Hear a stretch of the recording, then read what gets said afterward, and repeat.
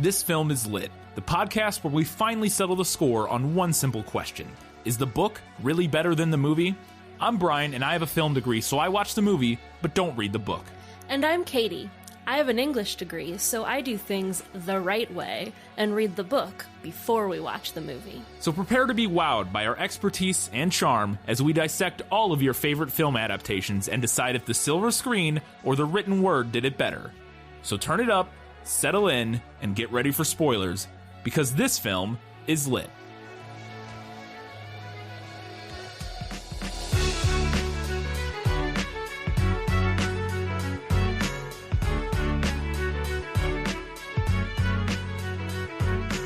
Just two gals being pals during the Great Depression. It's fried green tomatoes, and this film is lit.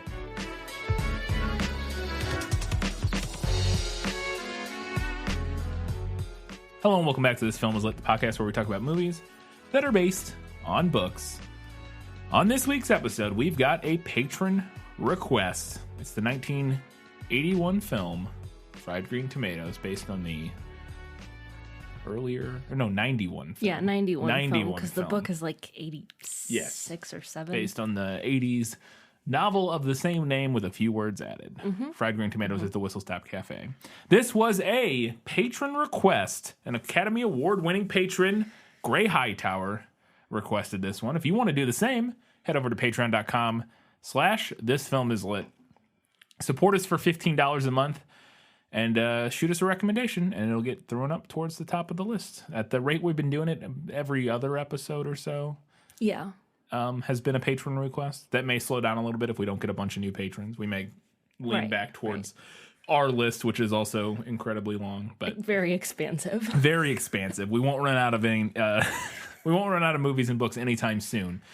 But if you have something in particular that you'd like to hear us talk about, patreon.com/thisfilmislit, $15 a month. Stick around for a couple months and we'll do it. So we have every single segment this episode, right? Every single one. So let's just get right into it with Let Me Sum Up. Let me explain. No, there is too much. Let me sum up. The first narrative of Fried Green Tomatoes follows Evelyn, an unhappy middle-aged woman who befriends an elderly woman named Ninny. Ninny tells Evelyn stories about growing up in Whistle Stop, a small town in Alabama, during the Great Depression. She specifically tells stories about Idgie and Ruth, two women who lived in Whistle Stop. The second narrative follows Idgie and Ruth, their relationship, and how Idgie may or may not have murdered Ruth's ex-husband. That's roughly the movie. Yes. Katie, the book? The book encompasses everything that you just said and also much more. Okay. There you go. That's a rough summation, and yeah, the book has a lot more going on. The movie, that's pretty much it. There's thematically stuff we'll get into, but plot-wise, that's the most important stuff. So, it's game show time. Let's do it. Guess who? Who are you? No one of consequence. I must know. Get used to disappointment. Okay, so we have a couple here. I think you will probably get all of these. All right. So let's see. Let's see. She looked at the man in the worn-out dirty jacket, frayed brown shirt, and cracked leather laceless shoes. Okay. Seems to have sort of clothing that's kind of falling apart, no shoelaces in his shoes, a worn-out jacket. I'm going to assume, and she looked at him, this is a thing that happens in the movie, and I'm going to assume that this is, and I'm trying to remember his name now, he's like the local alcoholic who they let stay in the like shed out back or something, and I'm blanking on his name now. It's like, he has a nickname, I feel like. Smokey something? His name is Smokey Lonesome. Smokey Lonesome, that was it. Because I kept wanting to say Smokey Joe, but I'm thinking of Big Joe, like Joe's the... George. Yeah. Big George. Smokey Joe might be somebody, I don't know. That might be from like pop culture. I don't Smokey know. Joe is like another character from something. That sounds familiar. But Smokey Ransom. That's who Lonesome. Smokey Lonesome. Smokey Ransom. Create 8 million names. And I don't know if it was made specific in the movie. In the book, he's like a Depression era they call him like a hobo or a drifter or a vagrant. That's what it seems like, yeah. He like rides around on the trains. Yeah, I mean, well, they don't ever make it super clear in the movie, but he just kind of shows up one day, and it seems like maybe Iggy knows who he is, maybe not, and just kind of recognizes that he seems to be suffering from withdrawal, basically, at their bar, or at their cafe, and then she kind of like helps him out and gives him a place to stay, and then he does kind of just mosey on and disappear after the murder or after Frank dies. So I think it's implied that he's kind of just like a drifter, like your classic Depression era hobo. Yes. I don't know if hobo is a derogatory term anymore. I don't know, but I is. feel like for Depression era specifically, like that was what they called them, right? Well, yes, but that doesn't mean there's lots of things people call people during periods that don't mean it's okay. Sure, but I'm just saying, I feel like it's like when you're talking about that specific time period, it's like a specific. Yeah, it's possible that it's a totally not. I don't know. Yeah, that's why I was wondering, but I didn't look it up, so don't have an answer for that one. All right, next one. From Wikipedia, the origin of the term hobo is unknown. Here are some common potential ideas of where it could come from. Author Todd DiPastino notes that some have said that it derives from the term ho boy, meaning farmhand, or a greeting such as ho, boy, but that he does not find these to be convincing explanations. Bill Bryson suggests in Made in America from 1998 that it could either come from the railroad greeting ho, bo, like B-E-A-U, or a syllabic abbreviation of homeward bound, hobo. It could also come from the words homeless boy. So there you go. A good-looking, tall blonde with freckles and curly hair came to the door, wearing a clean shirt and men's trousers. She looked to be in her early 20s. Well, that's Iggy, I would assume. Yeah, that is Iggy. The men's clothes, short, well, not short necessarily, but curly blonde hair, easy. You could say he was a dandy. You could say he was handsome in a black Irish sort of way, with that head of thick hair and the steel blue eyes, although one was made of glass. Boy, I don't even know what to do with that one. One eye made of glass. There's nobody in particular that sticks out to me in the movie as having an eye made of glass, except potentially, and I'm also tying this into the fact that you could say he was a dandy, but handsome. I wouldn't say this guy was handsome. The only person I could think of who looks like they may have had a glass eye was the I can't remember Schmoot, the sheriff Schmoot, the guy from Georgia who shows up to keeps coming back to potentially arrest them. Mm-hmm. The actor that plays that character has one of his eyes is a little something, I don't know, and so maybe that could be supposed to be a glass eye or something. But other than that, the other person I don't know what black Irish sort of way means, and I don't want to. I don't want to even ponder or guess at what that means. I had to look that up. We can talk about it in a minute. Because the other person I could think of would be Grady, but he doesn't have a glass eye, at least not seemingly. And I guess what's his name could. Okay, it could be. That could be Frank. I don't think he has a glass eye in the movie, but that actor also. I'm going to say it's Frank. It is Frank. Oh, got there in the end. Wow. That took you a minute. You wound around, but you got there. He has a glass eye in the book. He lost an eye in the war. Yeah, that's never mentioned in the movie, and there's not really any... there's not really any reason for it. No. It doesn't really, it doesn't add anything to the plot overall, but... But what does a black Irish sort of way mean? Black Irish, I had to look this up because I saw it and I was like, oh, I bet that's something offensive. So this was a term that the origins of it are a little bit muddled, as origins of slang terms tend to be. At least from further back before we had the internet to easily track them.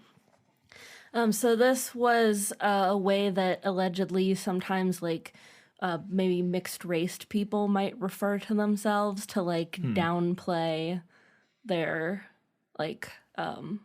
the part of their heritage that was a person of color, Gotcha. like Black Irish. Okay. Like, oh, I'm Irish. I just like my hair is really dark. Gotcha. Well, Kind and of a thing. that was a thing. At least I'm fairly certain this is true, and I'm going off script here a little bit, and that I'm not positive, but I do believe Irish people, for a period, were essentially considered not. They weren't called people of color, but were regarded in the same way as Black people. To the point where they were considered not white, essentially, in American, like it's during complicated, but yeah, like not considered, but like considered not white, essentially, in the same way that like Italians, other people that now people would colloquially call white, there are groups of the ethnicities, which is why being white is nonsense, right? But like the Irish or like Italians, like you said, who historically have not been considered part of the white community. yeah, but have like since gotten there. Yeah, it's a big mess. It's what race is made mess. up and the points don't matter. It's It is, stupid. it is, Okay, last one. He hadn't seen a neat and clean woman in months, and this one was the prettiest woman he had seen in his entire life. She was wearing a dotted Swiss organdy dress, and her auburn hair was pulled back with a red ribbon. I don't know what an organdy dress is, but the fact that she's very neat and clean and pretty makes me assume that this would be Ruth. That is Ruth. Yes. I don't know who here would be describing this person. Oh, Smokey Lonesome. Smokey Lonesome. Okay. So we get something from his perspective at times. A little bit, Okay. yeah. Interesting. Yeah, but that one pretty obvious. That was 4 for 4. That was Nailed 4 it. for 4, yeah. You were right. I almost missed on the Frank one.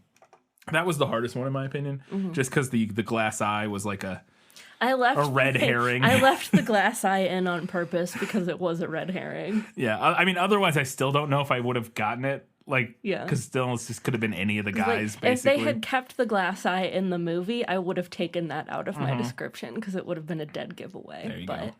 All right, let's go ahead and move on to, was that in the book? Nicholas Flamel is the only known maker of the Philosopher's Stone. The what? Honestly, don't you two read? So I have a handful of questions, not a ton, but some interesting ones, I hope. And this is an interesting thing. Right away, early on, even at a very young age, we get the vibe in the movie that Iggy, Imogene, I believe is her full name, her Christian name, if you will. She's not like other girls.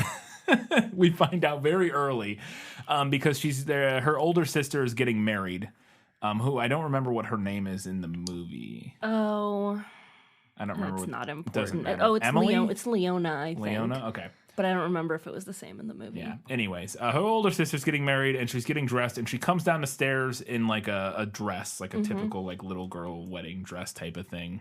Not wedding dress, but a dress a little girl would wear to a wedding in the early 1900s. And like her nephew or I think it's cousin, one of her brother, or whatever is like making fun of her and that sort of thing. And her knees are all scraped up from running around outside. And she jumps and like beats up her brother.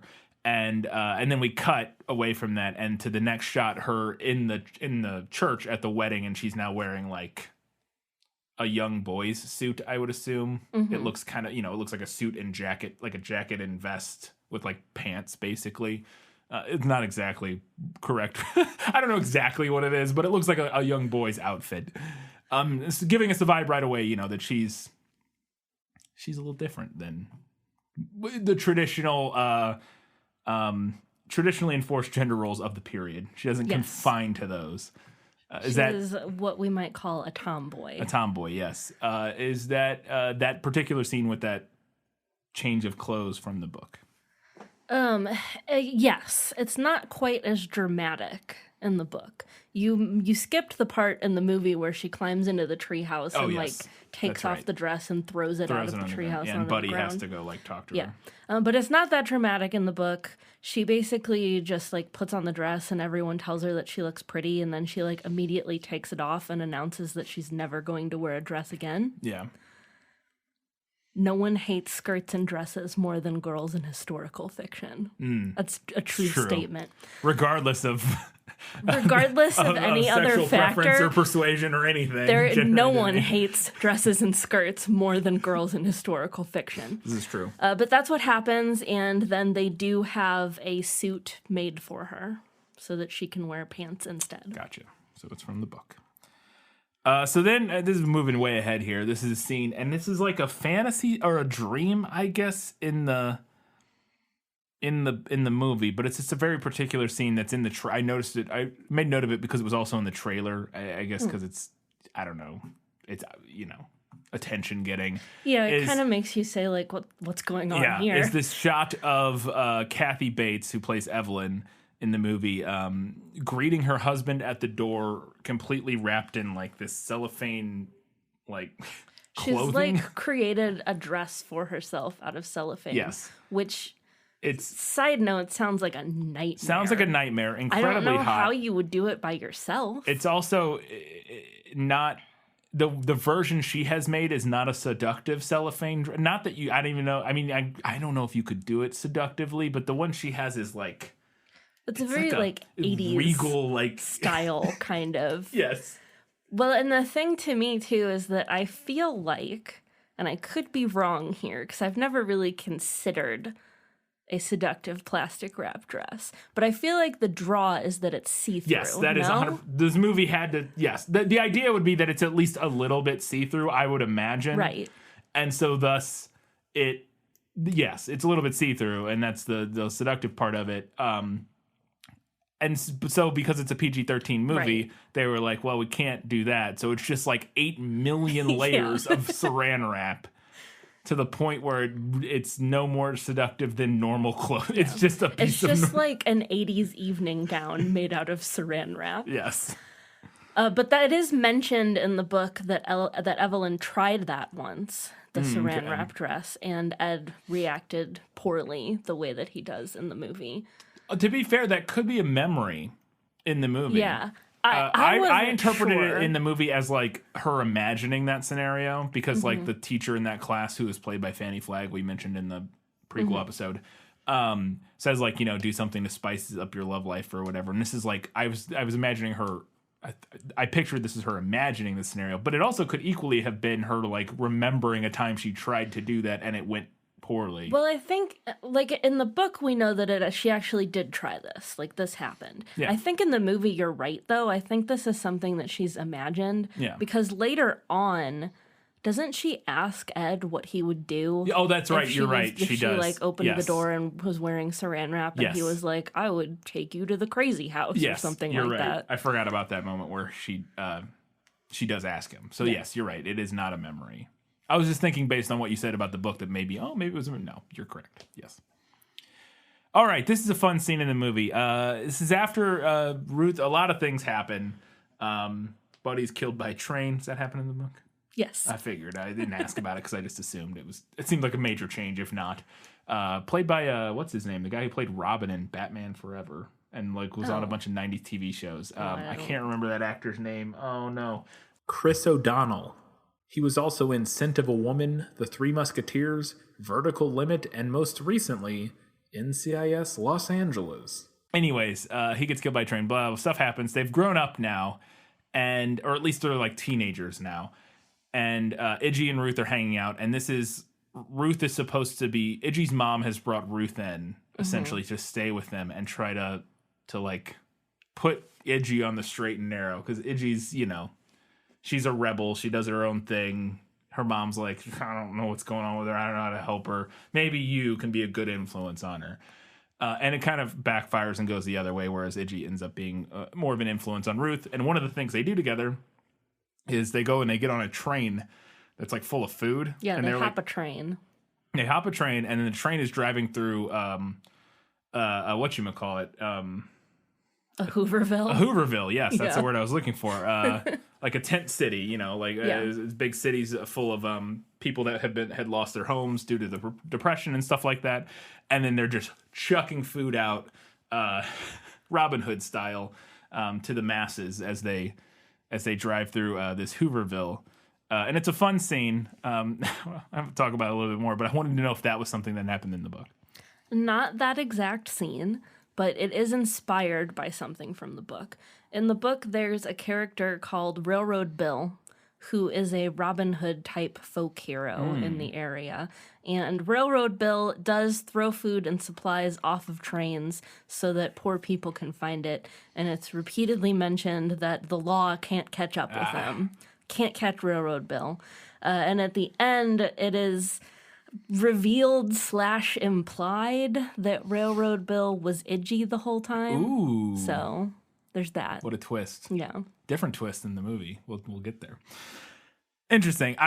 That scene I thought was fun in the movie, and my bleeding leftist heart adored it. But I also could not help but chuckle at it because they keep cutting to these in the movie. They keep cutting to these close-ups of little kids running next to the train. Yeah. And they're throwing off cans of food, and all I could keep envisioning was like it cuts to the little kid like smiling like food, and then they chuck a giant can of beans out, and it just smack hits the kid in the face and like knocks him out cold like that. I mean, they're not moving very fast and whatever, but it's just the way it's edited together. I was like, is one of those kids gonna get pegged with a can of beans? Is one of those kids gonna get pegged in the face with a can of beans? Oh man, that would have been great. So, Idgie the Bee Charmer is a scene, and we talked about this a little bit in the prequel, as this was a scene where Mary Louise Parker's, who plays Ruth, her stunt double had to leave the movie for some. I don't remember all the details of what happened, but her stunt double quit, and she ended up doing most of the stunts in the movie herself because of that. Including this scene, or no, not Mary Louise Parker, Mary Stuart Masterson. Yes, the other one, the other Mary. I had a note about this for the prequel that I just took out. Was that the director called them Stu and Lou? Aww, because their names are so close together. Yeah. So that's cute though. Yeah, Mary Louise Masterson was Lou, and then Stuart was Stu. But yes, who plays Idgie? She goes. They're on a picnic, and she finds this. She knows there's this giant tree there full of bees, like thousands of so many huge bee colony. And she walks right up to it and pulls a chunk of honeycomb out of it and puts it in a jar and walks back. And it is Mary Stuart doing that, and not a stunt double. And it's very clear it's her doing it. She's just walking there covered in bees, and it's like, well, okay. And then, so there's that moment, and you can tell this very much impresses Ruth. She's like kind of taken by this and her bravado and her sort of devil-may-care attitude about life, that sort of thing. She ends up giving her the nickname the Bee Charmer because of this moment. Is that from the book? Yes. The scene with the bees and the nickname the Bee Charmer are both from the book. That plays out very similarly. I wanted to ask because the Bee Charmer becomes important later, for the movie at least. I don't know if it does in the book. So there's a scene, the recurring thing is that Evelyn, Kathy Bates' character, is trying to figure out her life. She's a middle-aged woman who doesn't know she has kind of no direction, or she's in a failing, loveless marriage, and she's just trying to figure out what to do with her life, and she keeps going to these different classes and stuff, and she ends up at one class, which is like a women's sexuality empowerment class, and they hand out mirrors, and they're all going to sit around in a circle and inspect their own vaginas together, and I wanted to know if that scene was from the book. Evelyn leaves. She's like, I gotta get out of here. I'm not into this. Sort of. Kind of similar to the saran wrap thing. It's mentioned briefly that Evelyn had gone to a couple of meetings at the Women's Community Center, but stopped going to those meetings after one of the women suggested that they all sit in a circle and look at their vaginas with mirrors. Okay. So she was equally uncomfortable with it. Is that second wave feminism shit? Like, yeah, that's that like essentializing 70s. the femininity down to like reproductive organs. Very second, yeah, the like power to the pussy, type stuff. Yeah, that's second wave feminism. Yeah, it's a good thing we got past that. Not that I don't think there could be, for certain people, certain women in certain situations, that would make sense as a thing potentially, but essentializing femininity to reproductive organs is not only is that problematic for non-cis people, obviously, but it's also just, even cis people, it's weird. Well, to me, yeah, it strikes me as weird. It's reductive. Yeah. I understand it looking historically at the need to, like, for women to, like, take control of their own sexuality. Yeah. You know, it's looking back at it, it's like maybe we could have done that better. Yeah, maybe there was a better way to do it. Maybe there was a better way to do it, but it's a stepping stone. Yeah. And we are where we are now. Yeah. So It is one of those things that does feel like one of those sort of you go through those periods of like, okay, looking back now, that was not great. but you like you said, coming from a place where women are tended to be incredibly sexually repressed. Coming from like a 1950s housewife kind of a place, like I understand how we ended up at let's all take mirrors and look at our vaginas. Right. Yeah, it makes sense, but then you also glad that we have progressed past that understanding of sexuality and femininity in the modern day. So let's talk about Grady. Grady is the sheriff in Whistle Stop. Mm-hmm. He's also a literal Klansman. Mm-hmm. At least that was so there's a lot of layers to this. He's the sheriff. He's also into Iggy, and they're like friends, and like she's his unrequited love, basically. Like he keeps trying to like court her, and she just won't have it. And at one point, she gives him shit about the Klan being in town, and makes a remark to him about being able to recognize his shoes underneath the Klan robes because he's got big feet or whatever. And then later, I thought maybe he wasn't in the Klan because later the Klan shows up and he's not with them. Like he's the sheriff and he's telling them to like get lost and that sort of thing, and kind of sort of sticking up for the town, like not on the side of the Klan. But he does say, "I'll talk to the boys," when she gives him shit about the Klan the first time. So I was like, okay, so is he is he not? What's going on here? But to me, his whole character felt kind of problematic because if he is a Klan member, and even if he's not, he's still seemingly racist in the movie. And he sort of gets played off in the movie as like kind of a good old boy who's he's racist, and maybe he's in the Klan, but he's harmless. I even think they call him harmless in the movie, like Iggy or somebody says he's harmless, and it's real gross. It's complicated, and I think that's what they're going for. Is like people are complicated. It's like, but also some people just aren't Klan members. Like that's a thing. Anyways, let's talk about Grady. Yeah, what's his deal in the book? Let's talk about Grady. So he is in the book. He is the sheriff, and they also say he's a railroad detective, although I'm not sure if those are like the same thing or... I'm sure that was just a secondary thing, like if you're title. A small train stop town. Right, they make the sheriff railroad also detective. Does, that makes sense. And he is a Klansman, revealed in the same way that Iggy points out that she can recognize his shoes. Quick note, we'll talk about it later, but just for clarity's sake, the Klan members that show up in the movie are the Georgia Klan members. That's why he's like, when he confronts them, he's like, I don't recognize any of you boys because they're not the hometown. They're not the good local Klan. They're not the hometown team, as it were. I knew there was some of them because obviously Frank is with them, but I was thinking it was also the local group and like Frank's group or what. I don't know. I wasn't sure what the whole deal with that was, but you're right. Okay, yeah. So they're the traveling. It's their travel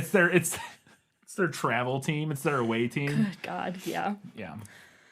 So probably my biggest overall criticism of this book is that it is not critical of Grady, like at all. He's a Klansman, and he also has a lot of moments in the book and the movie where he's presented as being a good person or at least doing good things. I will say that the book never has anyone literally call him harmless. I think, like you said, the message overall is supposed to be like people are complex, which I'm sure. But also the dude's literally a Klansman. Yeah. Now, the book has a lot to say about race and racism, and I want to dig more into that in a later segment, but I do think it seriously falls down on not being more critical of Grady. Now, the book was written in the 80s, and as we discussed in our Black Klansman episode, we know that they weren't really taking the Klan super seriously that's at true. that point. It was much more of like a in kind of history. farcical. Yeah, like we were kind of laughing at them at that point in time. But dude's still a literal Klansman, and that hits a lot different in 2020. Yeah. Yeah. And a literal Klansman in a time where the Klan was active and like lynching people and doing horrible shit. Yeah. Like, it's one thing to like, because it's written from the perspective of the 80s or whatever, where people in the Klan were kind of just a joke. Like, it was a joke in general. And like people that were in it, like they weren't, I'm not saying they weren't active at all, but like it was dwindled down, and it was like everybody viewed them as a joke in general. Most people did, at least. Yeah. If you go back and listen to our Black Klansman episode, we talk a lot about how the Klan was perceived during that time period. That's what that book is set. Yeah, and so if you're writing something based in the 80s and you're kind of taking a more that sort of view of the Klan, it's at least a little more understandable. Whereas you're writing something in the 80s and you're talking about characters set in a period where the Klan was incredibly active and was incredibly very deadly much and present horrible, and like a threat. Yeah, it's a little bit different, and I completely agree that it does feel like the movie never. It's one thing to have a character like that have some good qualities and just be like, yo, complex, like people are complex. You can be racist and have other good qualities. But like the movie seems to completely just be like, well, but it's not that big a deal that he's racist. Not like it is a big deal that he's racist. Also, he's good in this way, but he's also a massive racist, and that's bad. It doesn't do that. It just kind of goes like, no, look at he's a good old boy. Yeah, the book is kind of similar. Like I said, I do think the message is supposed to be people are complicated, but the book kind of just like presents that and is like, make of it what you will. Yeah.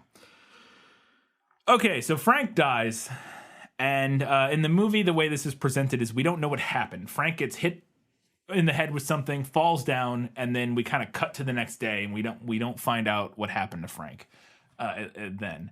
And but after that, there's these scenes where the sheriff Smoot shows up the next day or whatever, looking for Frank, and there's like these very poignant, lingering shots on George barbecuing and like stirring the pot that I guess he boils bones. I don't even know what that is. There's like some pot that he boils something in, but he also is like cutting up meat and grilling meat. I mean, it cuts directly to a shot of George chopping meat on a block, while his daughter, I think, is it his daughter that's watching? The little girl. Yeah. I think I think that's supposed to be there. Because I don't think she's his mom. Yeah, they do have a daughter in the book.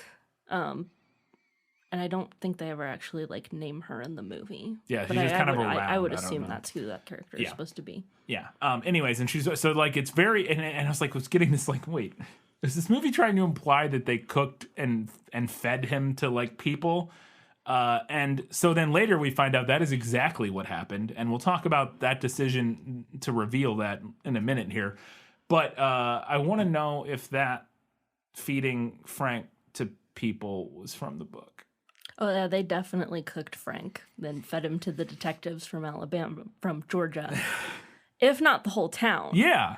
Because they have to go ahead and slaughter all the pigs to cover their tracks. Yeah, that's not mentioned in the movie necessarily. And I don't know how you could possibly keep all that meat separate. I mean, I guess, well, and a human's worth of meat is more than one person's meal. Yeah.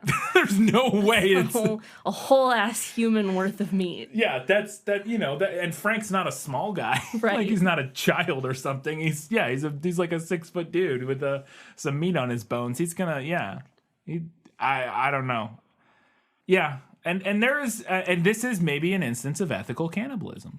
Although, to be fair, there is, I'm not saying I'm pro-cannibalism, but if you want to hear very compelling pro-cannibalism arguments, go check out Embrace the Void or Philosophers in Space, because Aaron Rabinowitz makes some incredibly convincing pro-cannibalism arguments, ethical cannibalism. But I will say that I think it can cause health issues depending on, now, not that they would know that. Right. At the time. But there are definitely, or at least from like brains and stuff, which they probably wouldn't feed the brains anyways. But I know there can be issues with like consuming certain parts of of human at all. It can cause health issues, I believe, is what I remember reading or something. if you just have it the one time or from like sustained I think it's way less cannibalism. likely. I think it's way less likely if you do it like one time, in the sense that it's like rare, or I don't know. I'm completely speculating, but I believe there are conditions that can be caused, and I'm sure, yes, one time would be much less likely to cause any issues. But I do know it can be an issue. Anyways. Well, not that I'll advocate for cannibalism, but I think if you're gonna, make it a pig. What? Make it a wife-beating pig. Oh, gotcha. Also, I will say it's one thing to feed him to like maybe that one racist sheriff, and like, or eat him yourself. It's another thing to feed a human to people who don't know, who are just innocent people. There's some consent issues there that I feel like are very problematic. I mean, it never specifically says that they fed him to the whole town. They could have just ate him. But I'm just saying, I don't know how you could keep all that meat separate.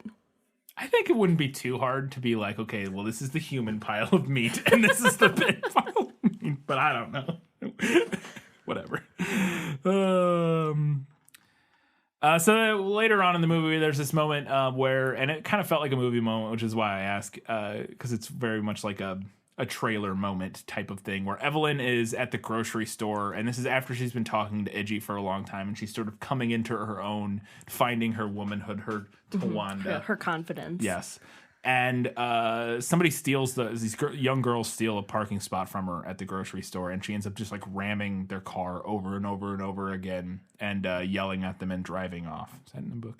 Yes, that is beat for beat from the book, including the exchange of dialogue. Oh, where they're like, the girls are like, we're younger and faster, and then she's like, I'm older and have more insurance. Yeah. That's funny. I thought her line worked in response to theirs. I thought their line felt goofy and contrived. Yeah. We're younger and we're fat. Nobody would say that to anybody. Okay. Sure. Maybe in the 80s. I don't know. So eventually Ruth has a child. It's Frank's child, even though she has now left Frank. She ends up having a baby. And like, this is after Frank has been killed. He was killed because he came and tried to steal the baby from her. Right. And the baby's now like 5. The kid's 5 now. His name's Buddy. And kind of in a callback to Buddy from the beginning, he's on the train tracks and gets hit by a train and gets his arm knocked off. And it's a fun reveal in the movie where you think he died. Uh-huh. And I guess we could talk about whether or not that reveal like that is in the book. Is that because in the same way, I actually didn't think Buddy had died in the beginning, because they make it look like he gets away. Mm-hmm. Like we see him, he's trying to untie his shoe and he kind of gets his shoe out and it looks like he dives out of the way, but it turns out, no, he didn't. He got hit by the train still, I guess. Yeah. But in this one, we kind of don't see what happens to Buddy Jr. and then he's being carried to the hospital by George and he's bleeding. And then it cuts and we see a tombstone that says Buddy Jr. and it has like the years on it, and then the camera pulls back, and then under it says arm or whatever, like his arm. Here lies his arm. Is there like a reveal like that in the book? There's not a reveal like that, but he does lose his arm in a train accident, and they do have a funeral for it. That's a fun little moment in the movie, that like reveal. It adds some humor from what you thought was going to be another very sad situation. Does the preacher... So they live in this town where there's this one preacher that Iggy has kind of been in a tiff with throughout the course of the movie. Like she's not a churchgoer, and she kind of yells at him. Yeah, she gives him some trouble. Yeah, and but now she's on trial for murder. Iggy and George have been arrested and charged with the murder of Frank because they found Frank's car. They don't have a body or anything, but they think they kind of have circumstantial evidence. Yeah, they have some testimony of that Iggy had threatened to kill Frank. Yeah, and so they call up the witness though, that is this preacher, and he testifies that they had a revival that night and that they were there, and so they couldn't have died. But he goes to testify, and they like have him swear on the Bible, and he says he brought his own Bible. And at first, I was like, "Motherfucker, brought his own Bible? That's obnoxious." Because I thought he was going to testify, and it's a fun reversal because I think that's what the movie's doing. Is I was like, I already didn't like him, and then it makes you think he's going to testify against them, but he ends up kind of being their savior essentially, and like testifying for them. And it turns out later they say that it was Moby Dick, like they didn't inspect the Bible he brought, so he was able to kind of stretch the truth a little bit during his testimony. Is that what happens in the book? It is mentioned that he brought his own Bible, but they never say that it was actually Moby Dick. And I did think that was a fun change. Okay. Did he... Is the same thing play out, though, where he kind of is like the star witness? Yeah, he's like the star witness, and he comes in, and Iggy's like, oh, shit. And then he... But so she thinks the same thing, that he's going to, like, and then sell her out. Testifies in their favor. Gotcha. She's free, blah, blah, blah, happiness, and then Ruth gets cancer. Basically. It kind of goes immediately into that. They talk about they live their lives together for a little bit longer, and then Ruth ends up coming down with, like, stage 8 cancer, basically, out of nowhere. And she's dying. And there's this truly heartbreaking and just completely beautiful scene in the movie where Ruth is laying in bed and she's, literally at death's door here.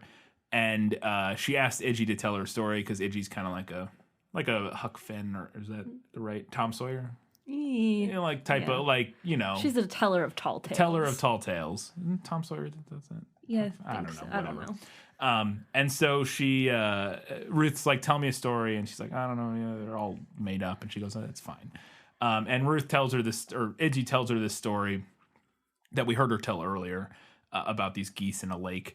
In particular in the movie, Ruth's laying there in bed and it hangs on a wide shot from behind Ruth's bed. And we see Iggy walk into the other room and kind of stand at the window telling this story. And you can, like, her voice is kind of breaking as she knows what's happening.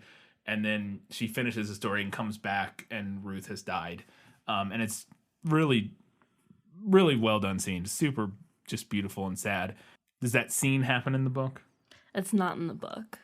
I did think that giving them this goodbye scene was a good change, though.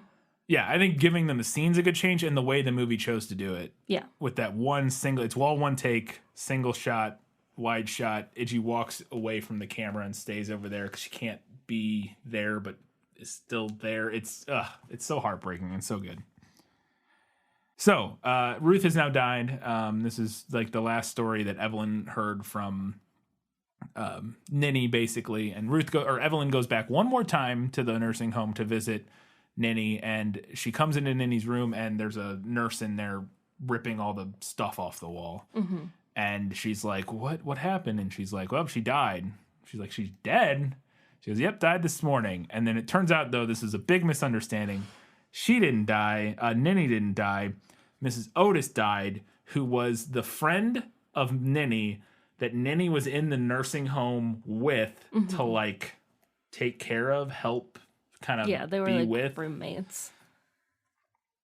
Yeah, they were like roommates, I guess. But we never see Mrs. Otis in the movie. Not once. We see her daughter. Yes. We never see her. And then it turns out it's a big misunderstanding. Ninny's alive. She went home. Oh, no, but her home was destroyed.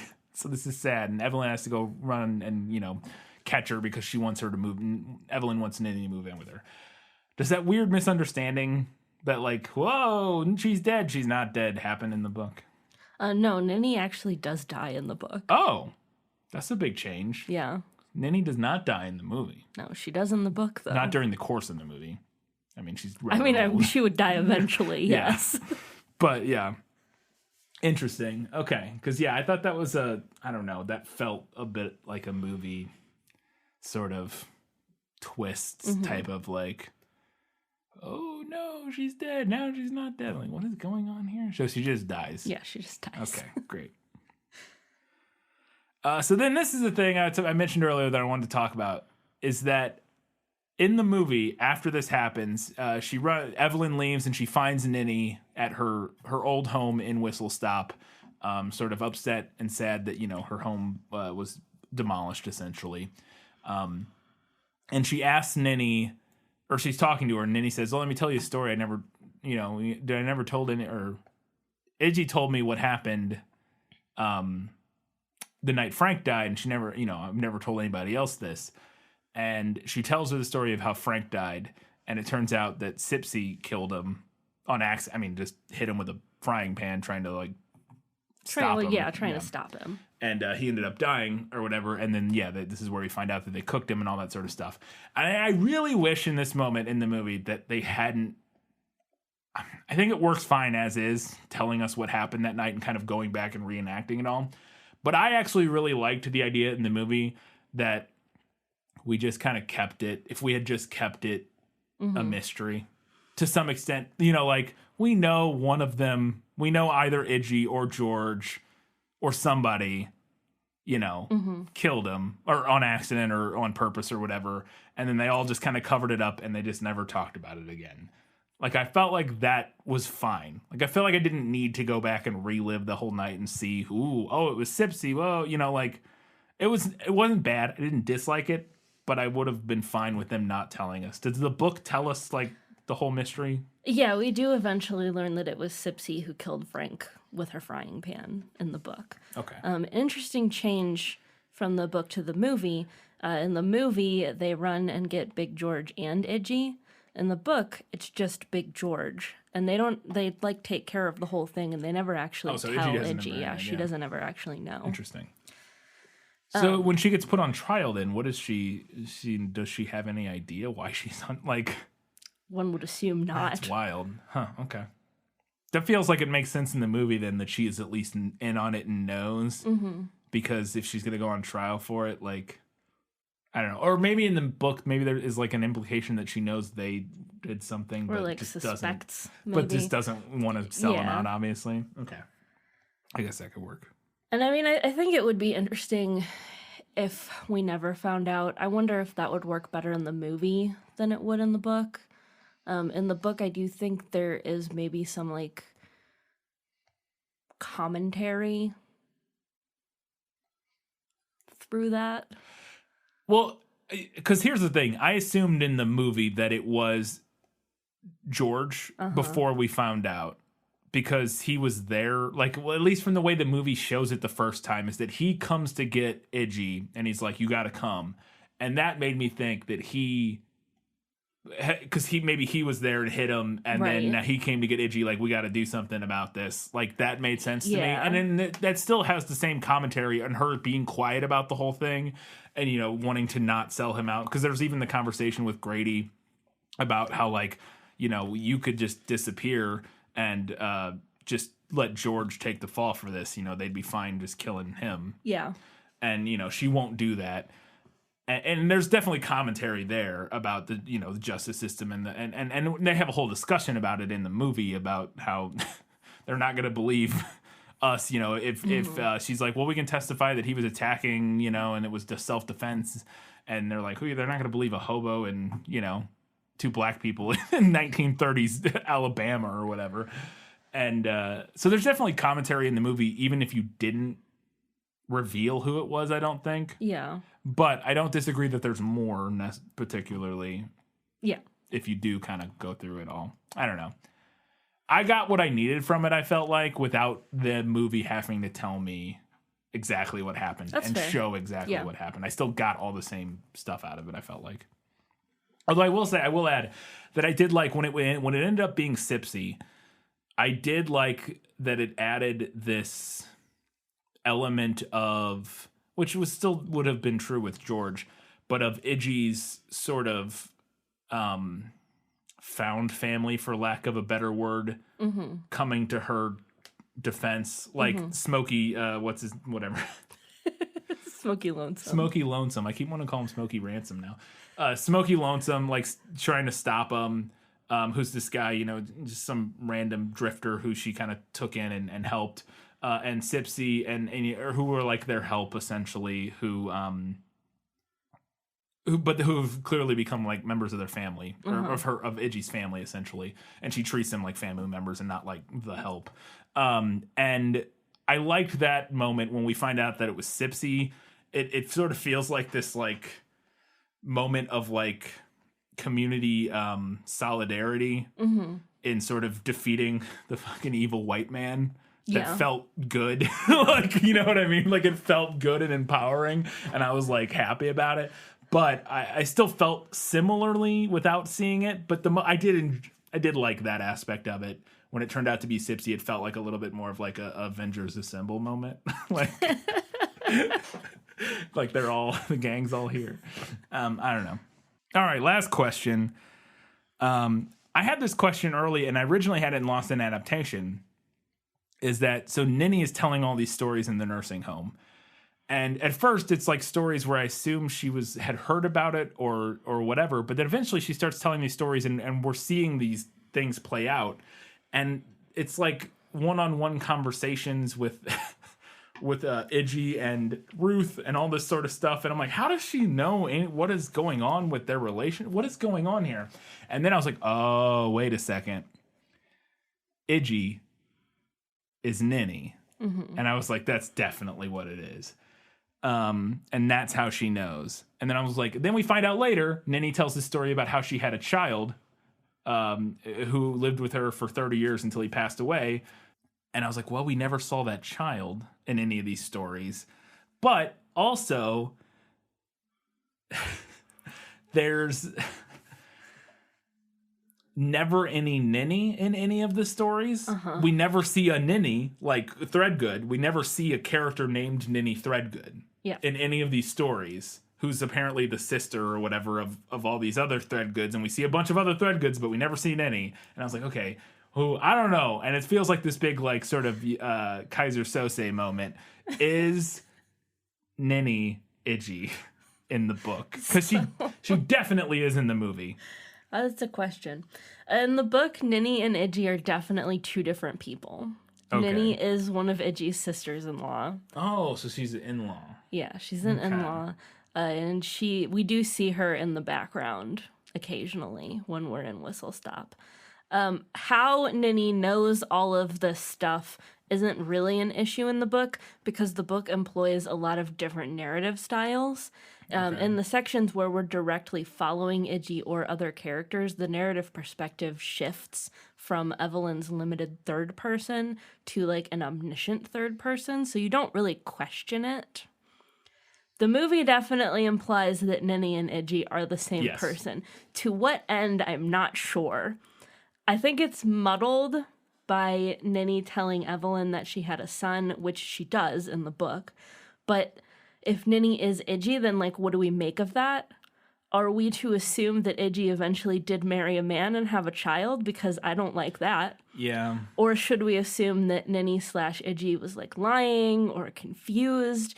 It's just puzzling to me because the movie could have pulled the whole thing off perfectly by just not having Ninny mention being married or having a baby. Yeah, that was the part that made it really weird to me was when she says she had a kid. And not only like, oh, I had a kid, like goes into explicit detail about the child and how long they were together. Felt like, okay, what is this?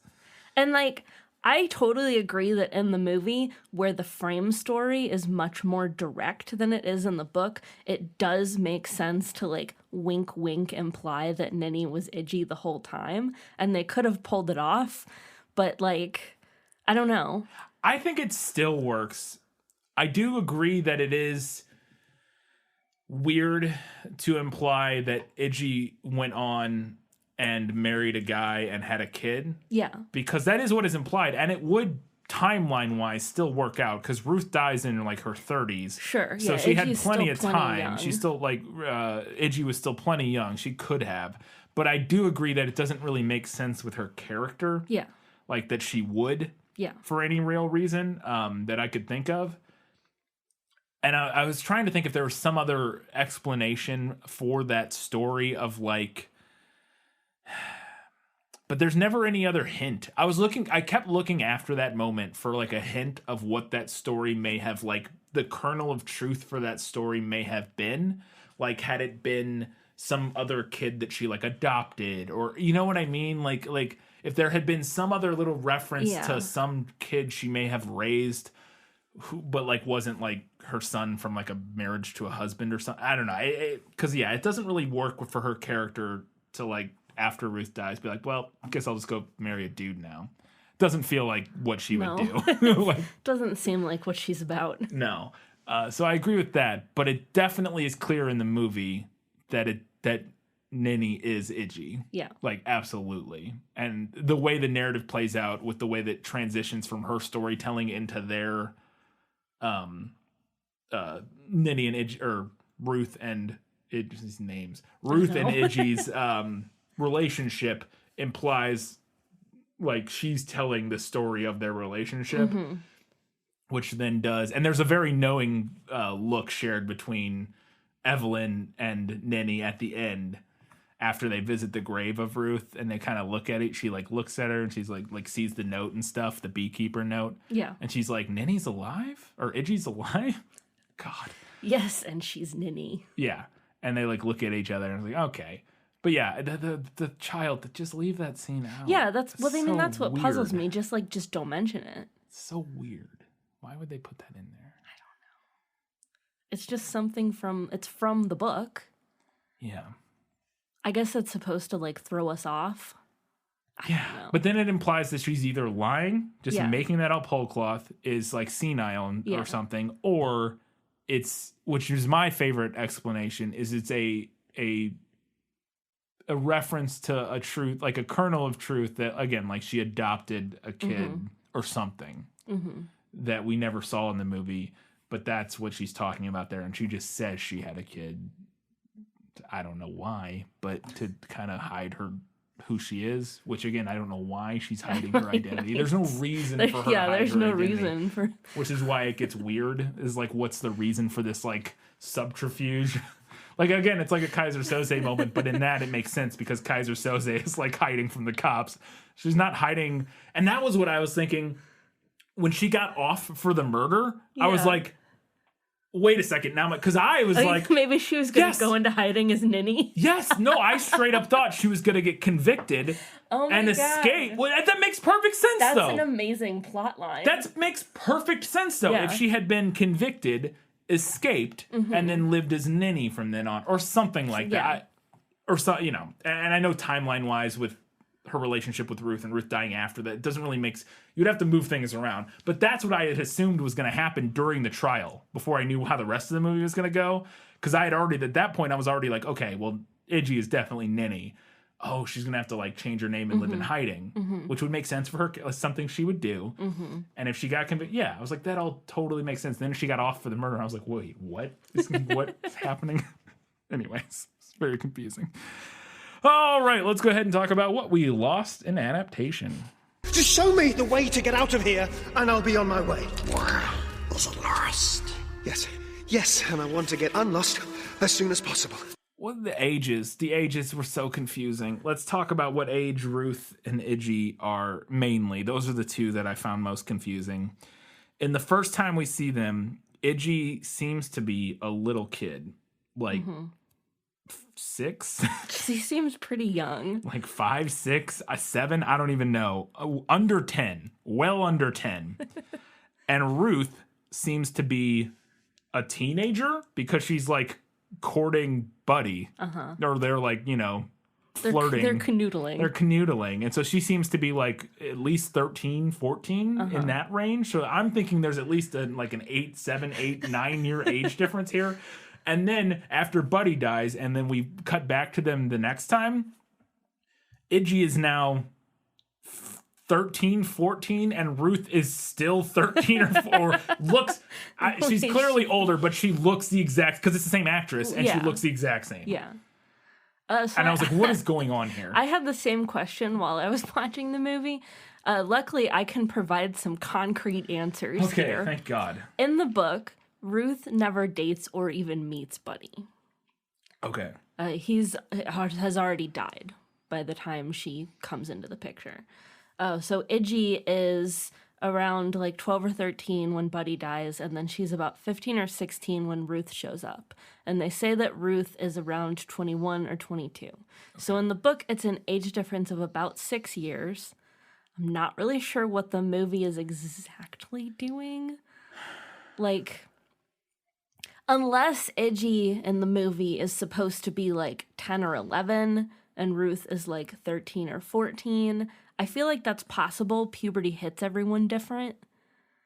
But she does look so much younger in those initial scenes. Okay, so let's go on your numbers from the book. Ruth is 21 when she shows up the second time, or in the movie the second time. And then Iggy is 15. That's a 6-year difference. Let's move that back to the girl. So when Buddy dies, if Ruth was like 13, let's move that back 8 years. That would make Iggy 7. I guess that works. Yeah, I guess it works. 13 and 7. I guess they could have been. But I guess the thing is that Ruth doesn't look like she has gone from 13 to 21 in the movie. She looks like she's gone from 14 to 15. Yeah. 14 to 16 or something. Which, good for her. Well, and it's the exact, you know what it is? It's the exact same issue as from the Star Wars prequels, where in episode 1, and I get that, like, you know, women tend to hit, once they hit puberty, you know, right. You hit it early and then they stay kind of, you know, but it was like in the prequels where in episode 1, Anakin's like a little kid. Yeah. And Padme, played by Natalie Portman. She's like a teenager. And then in the next movie, they're both teenagers. It's like the exact same thing. It's like, what? Okay. And again, I get the idea that, you know, she has already gone through puberty and this kid hasn't, and then that kid goes through puberty and they have only aged, you know, they've already gone through puberty, so they don't change that much. I get it. It just feels weird. I was like, what? They don't feel like they're the right ages. Okay. So when Iggy dies, there's a scene in the movie. When Ruth dies. Iggy doesn't die in the movie. When Ruth dies in the movie from cancer, there's a scene where Sipsy goes around and one thing she does is she covers, I assumed it was a mirror. There's like a picture, but it looked like there was a mirror under it, and she like covers it with a blanket. And I was like, I don't know if that's a thing. Was it in the book? Is this an old tradition that I'm unaware of? All right, so that's not in the book, but I do think I can help here. Sweet. Covering the mirror when someone died is a long-held tradition in a lot of religions and cultures, including Judaism, Islam, some Asian cultures, and to some extent Southern Black and Creole culture. It was also a common thing to do during the Victorian era. Stopping the clock was also a Victorian thing. They were obsessed with death. God bless their hearts. Some traditions cover the mirror to discourage vanity while you're supposed to be in mourning.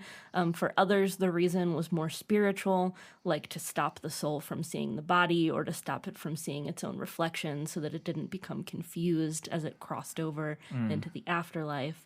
I will say that the book mentions fairly often that Sipsy is superstitious, which we should note is a stereotype of Black people. Lots of people were superstitious back then, though. I mean, I know that. Still are, but yes, but it is like specifically a stereotype. Yes, for sure.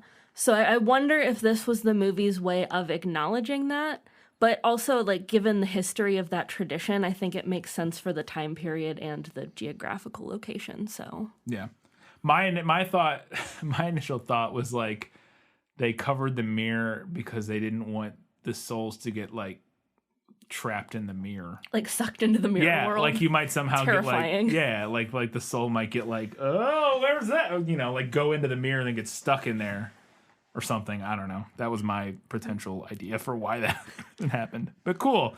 That was interesting. All right, let's go ahead. It's time for Better in the Book. You like to read? Oh yes, I love to read. What do you like to read? Everything. All right, so right off the bat, in the book, Ed and Evelyn are going to visit his mother in the nursing home, and Evelyn doesn't like to sit with them because all they do is watch TV for hours on end. And the movie changes that to Ed's aunt violently rejecting Evelyn. Yeah. Evelyn tries to come in the room and she throws things at her and yells. And I get the movie wanting something that requires a less nuanced explanation for why Evelyn isn't visiting with them. Yeah. But I like the book's version, partly because it rings true for me in experiences that I've had with relatives of relatives. Yeah. Where you dread going over there because all you're going to do is sit and watch Channel 5 or something. And they don't even have cable or anything. But I also like it because I think it's much sadder that they apparently just like don't care if she's around or not. I think it also it sort of echoes back to the Evelyn and Ed, right? Is that his name? Their relationship and the stagnation of their relationship, sort of giving us a place of maybe where that comes from a little bit too. Because that, you know, like that's one of her big problems with him is that he just gets home and immediately goes and watches TV every night and just ignores her like the entire time. And they don't, you know, they don't do anything together or anything. And I think it kind of would echo that. So makes a lot of sense. And like I said, I get wanting something that was just like a easy visual explanation. Right. Like I understand it. Yeah. But I do think the book's version is more nuanced and interesting. We talk about this a lot on this show. But the book benefits a lot, I think, from being in Evelyn's head and understanding just how discontent she is and how out of place she feels. I think it comes through okay in the movie. But the book provides an interesting and detailed look at how cheated this woman feels by having done everything quote unquote right as like a good woman and a good girl, and she still ends up unhappy. And she's not just unhappy with her marriage in the book. She's like depressed to the point of suicidal ideations. Like it gets very dark at times in the book. We don't get that far in the movie, but there is the implication in several conversations that it is more than just her marriage. Like she does talk about feeling sort of directionless and just not, you know, just like, what am I even doing? Like she does get beyond just unhappy with her marriage. But obviously, but it sounds like not to the same extent that the book does. On a lighter note, a lot of the sections, the earlier sections, it gets sadder as the book goes on. But a lot of the earlier sections about Whistle Stop drop like kitschy little small town tidbits that are just fun. One of which is that the Threadgood kids had a pet raccoon at one point. There's also a mention of a traveling salesman who came through and took a bunch of the women for a ride by selling them sewing machines that were supposed to be blessed and would like turn out perfect garments every time. Just like, you know, that kind of like kooky stuff. Like Music Man. Just peppered throughout. Yeah. He's the sewing machine man. Yeah. When Iggy spies on Ruth's wedding in the book, which they show a second of that in the movie. They show her like watching from afar. But in the book, she gets drunk and lays on her car horn during the wedding. Just like wails on that car horn. I'm actually kind of astonished that didn't make it in because that would have been a great, like, quick but impactful scene. Yeah. Yeah, it would have been a fun little gag. It's surprising they didn't put that in. When Iggy finds out that Frank beats Ruth, she busts into the barber shop because Frank is in the barber shop at the time that she finds out, and she threatens him as he's getting a shave and then knocks a bunch of stuff off the shelves and rushes back out. And the barber's like, "Who was that angry boy?"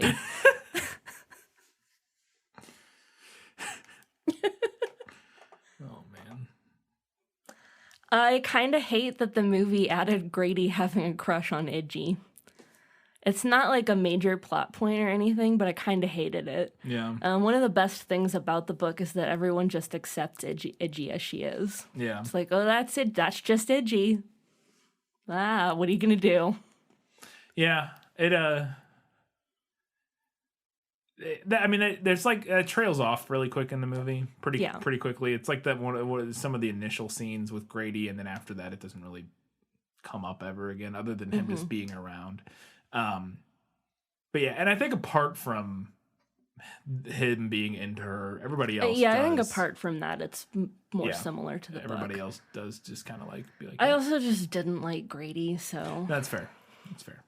Just least favorite character.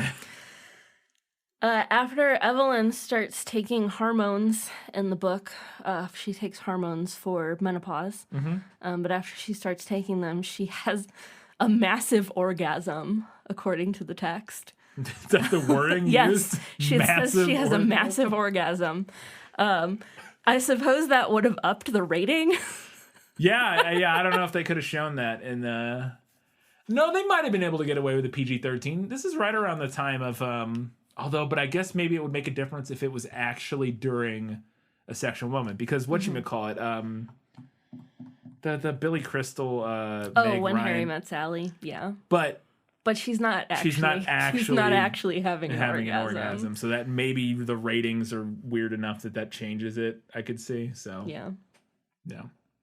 My last interesting thing was that this book spans like decades, and like 3 decades after Frank is murdered, some construction workers find his skull buried in the ground, and they're like, a pig skull, and then they're like, have you ever seen a pig with a glass eye though? Have you ever seen pig skulls don't look like human skulls? Okay, well that's just what's in the book. I know. I can't vouch for the ability of these construction workers to identify skulls. I love the idea that they're like, they find it and they're like, oh, look, a pig skull. And then one of them is like, but it's got a glass eye. It's like, it's also that's not, pig skulls don't, I mean, they might look a little similar, but not that similar. I mean, I would love to be proven wrong, but I am fairly certain that I'm just gonna Google pig skulls right don't now. look anything like human skulls. Because I don't think I've ever actually seen a pig skull. They must have more of a That muzzle. doesn't look anything like a human skull. Must have like more of a muzzle, right? Unless like Frank was very deformed. It looks like a dinosaur. Yeah, that doesn't look anything. Dear listener, I know you have a device nearby you right now. Yeah. Please Google pig skull and gaze upon how much it does not look like a human skull. I was about to say, there's more. It looks like pig skulls got to look like dog skulls or something. In like all that. fairness, I think one of them was high at the time. Nice, dude. If I was a construction worker, it'd be high all the time. All right, that was all we had for better in the book. Let's go ahead and talk about what's better in the movie. My life has taught me one lesson, Hugo, and not the one I thought it would. Happy endings only happen in the movies. I liked that the movie started with Evelyn and Ed getting lost and stopping in Whistle Stop to try to figure out where they were. I thought it was a fun, tease. A little call forward, yeah. I thought having Ruth and Buddy be together was a change that made sense. In the book, Ruth comes to help. She's like the daughter of a friend of Iggy's mother, and she comes to help run the Sunday school or something like that. I think that's what happens in the movie too. I think they when she comes back. Yeah, when she comes back. But I thought initially having them be an item made a lot of sense. Yeah.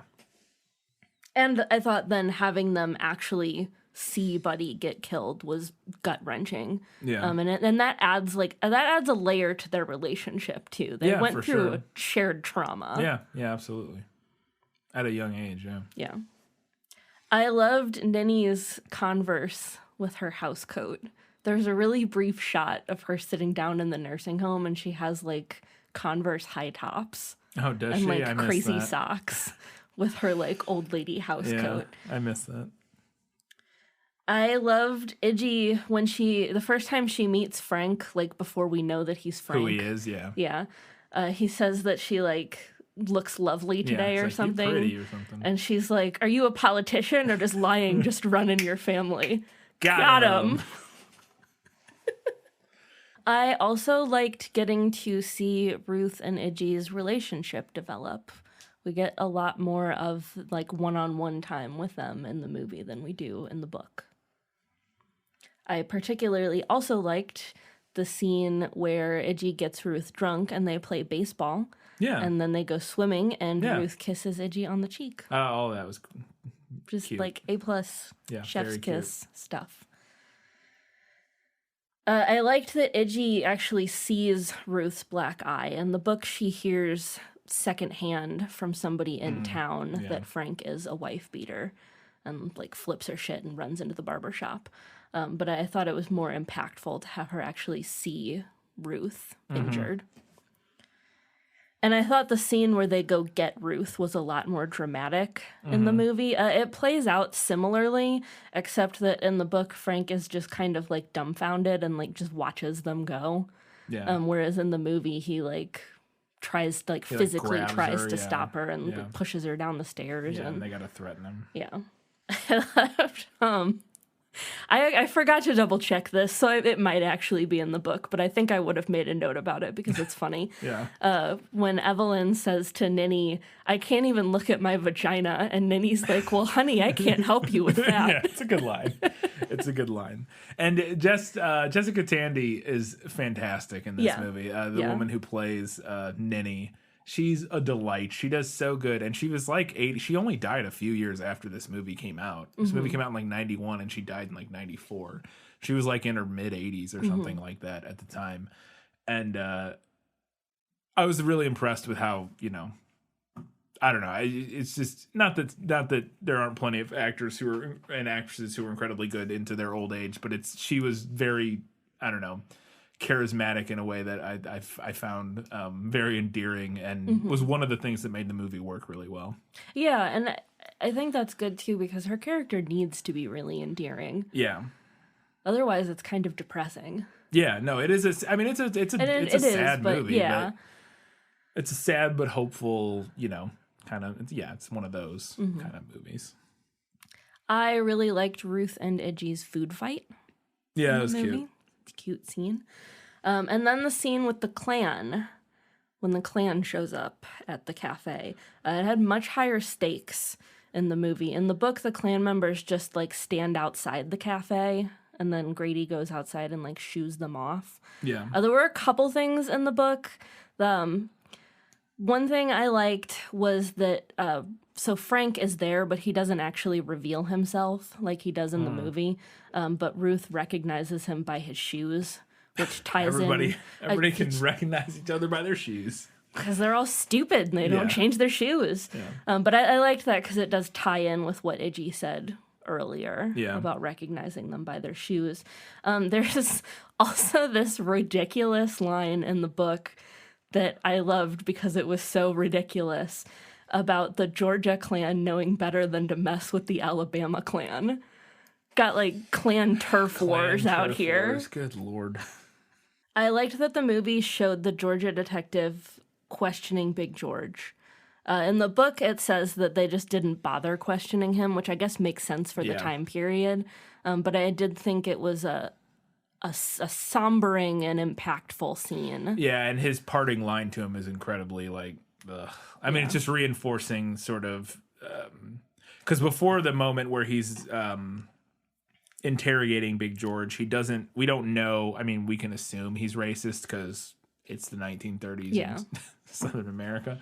But his parting line to Big George is haunting, and I'm obviously not going to repeat it, but it's terrifying and sad, and really, really put sort of highlights the situation they were in. Mm-hmm. I also like that Sipsy is wearing Frank's shoes after they kill him. I think that was the implication anyway. They show her walking in the cafe and she's like shuffling in like two big shoes. I missed that completely. Yeah. It's the Depression. You don't waste good shoes. No, absolutely not. And the shoes were the best part of Frank. Yeah, for sure. I missed that. I'm like 99% sure that's what that was. That totally makes sense. That totally makes sense. I also really enjoyed Ruth and Idgie's like heart-to-heart conversation about after Frank goes missing. Yeah. I liked that the movie changed Tawanda to something that Evelyn got from Idgie.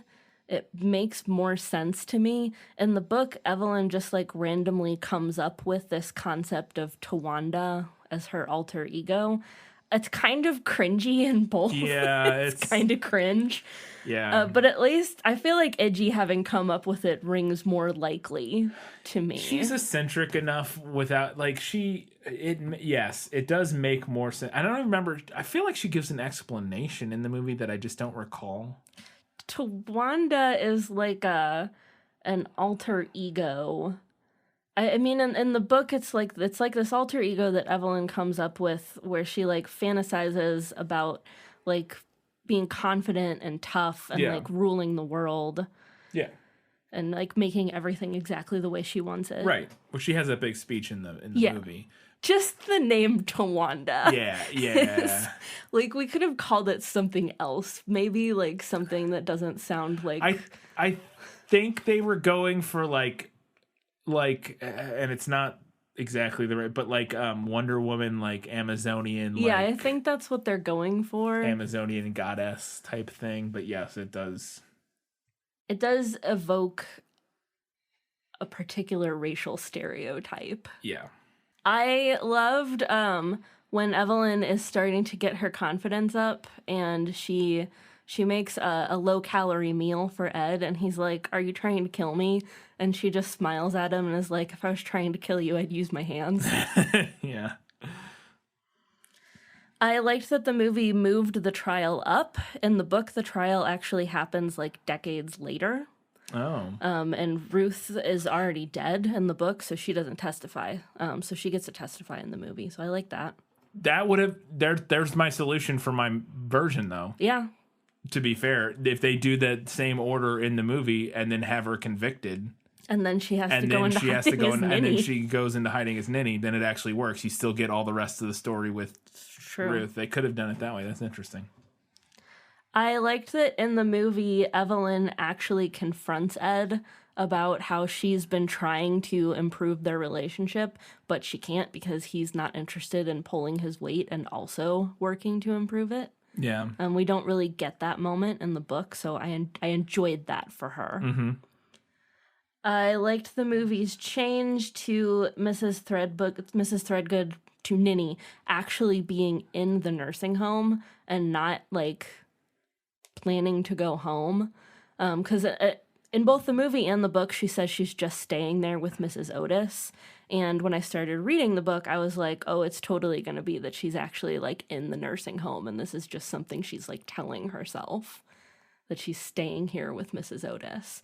And then it kind of panned out more closely to what I thought it was going to be in the book. Wait. Say that again? The movie, she does go home. Yeah, but she wasn't, like, supposed to. Like, she was just in the nursing home because they tore her home down.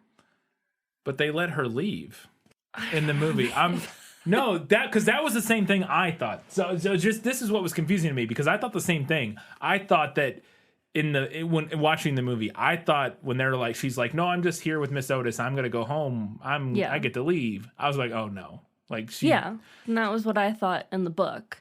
So what's missing from the book, if this helps clarify, is the scene where Evelyn talks to Mrs. Otis's daughter, and Mrs. Otis's daughter is like, oh no, her house doesn't exist anymore. She lives here now. Right. But it is interesting because they do let her leave in the movie, which was what made it confusing to me. It is a little confusing. Because I thought the same thing. Because, like, there's the scene where it's like, oh no, her house got torn down, but nobody told her.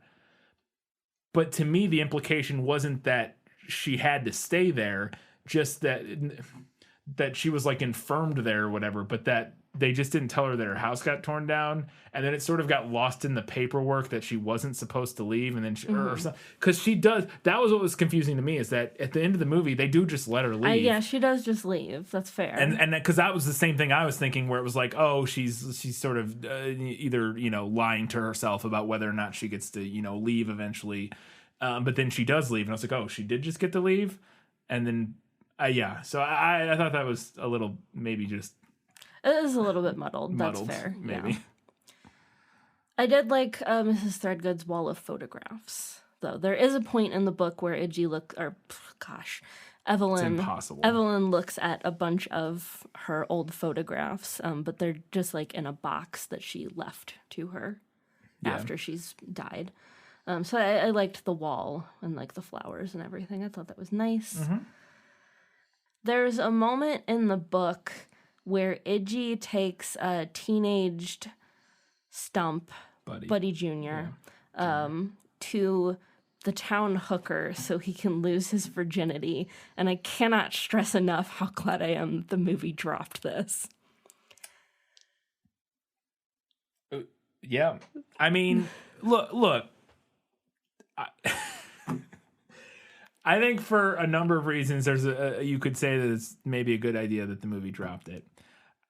Mainly because have to be so much setup and nuance and conversation.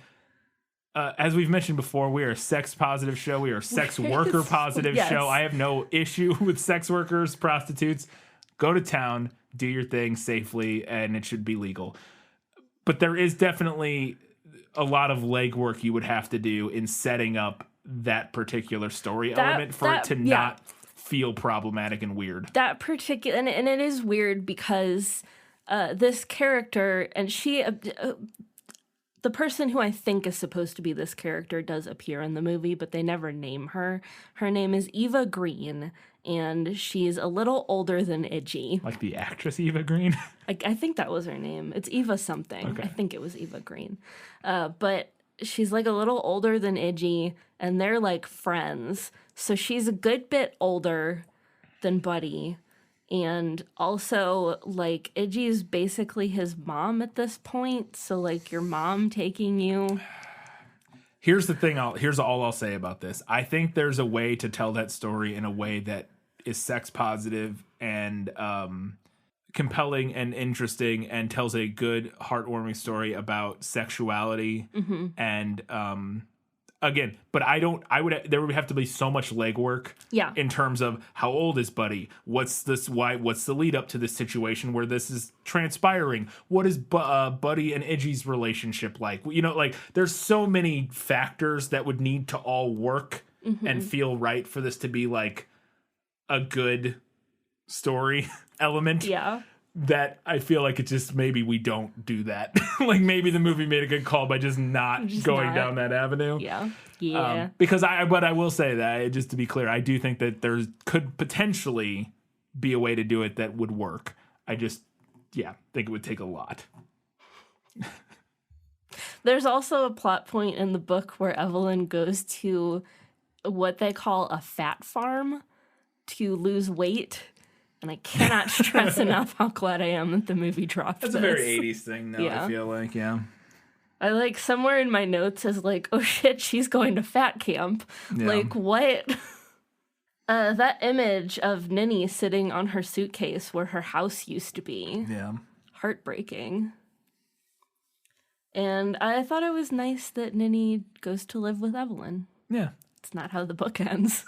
No, she dies. But that's a nice, a little more optimistic, not optimistic, but a little happier of an ending. Yeah. Since Ruth already died, and especially with the movie making wink, wink, nod, nod that Iggy is Ninny, having her get more of a happy ending. It's nice. Feels nice. Yeah. All right, let's go ahead and talk about what the movie nailed. As I expected, practically perfect in every way. Ninny just kind of like seeing Evelyn in the nursing home and like adopting her and starting to talk her arm off. Nailed that.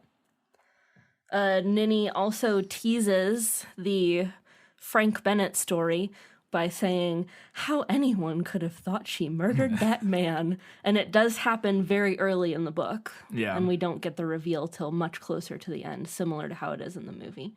Iggy does run away and live in the woods after Buddy dies. The wood in the movie, it's like there's like a bar club house of ill repute out there. In the book, there's another small town that's like the black town. Oh, okay. I think it was Troutville. Gotcha. It's called. So she spends a lot of time there as well in the book.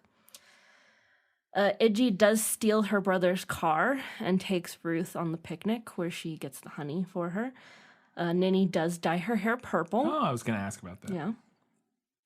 When Iggy goes to Ruth's house that first time. After she's married. She does say to Ruth's mother, tell her the bee charmer from Alabama is here. And her mother turns around and says, Ruth, there's some bee person here to see you. Yeah. And then also Ruth's message to Iggy on the Bible page. Now where she underlines. Yeah, where she underlines the specific segment. And Iggy knows that it's time to go get Ruth. Yep. And then the specific line where they are retrieving Ruth. And I think her brother says, looks like your wife's leaving you, mister, as they're like taking her suitcases out. Yeah. Evelyn's encounter with the very rude boy at the grocery store. Oh, yeah. Yeah. It's kind of set up as the parallel to her encounter with the two girls where she smashes the car. Yeah. Because she's not really able to stand up for herself successfully. This is before in that she has moment. her transformation. Yes. Ninny does diagnose Evelyn with menopause in the book. And Iggy and Ruth do help the transient homeless people in the Depression, particularly Smokey Lonesome. He's a fairly important character in the book. But they help a lot of different people who pass through and need food and a place to stay, etc. Evelyn does work for Mary Kay in the book, although I do kind of wish they would have shown her getting the pink Cadillac, because I just think that would have been fun. Yeah. I believe Fanny Flagg's friend was friends with the woman who started Mary Kay or something. Really? I read some fun fact. Friends with Mary Kay. I read some fun fact that there was some weird connection to Mary Kay between like Fanny Flagg or something. There was some connection. Maybe it was an actress in the movie. There was something where somebody either in the movie or Fanny Flagg was like closely connected with the person who started Mary Kay. And now I can't remember what that fun fact was because I didn't include it. Anyway, I feel like that's a very like 80s thing. Yeah. To like get successful selling Mary Kay. Oh, yeah. And then the line, secrets in the sauce. Yeah. Oh, yeah, after they cook. After they Frank. cook up Frank. Yeah. I'm pretty sure the only way to be successful in Mary Kay was to have been in it in the 80s when it was still new. Yeah. That's how pyramid schemes get in work, at the baby. ground You gotta floor. get in ground floor. All right, we got a few odds and ends, and then we'll get to the final verdict.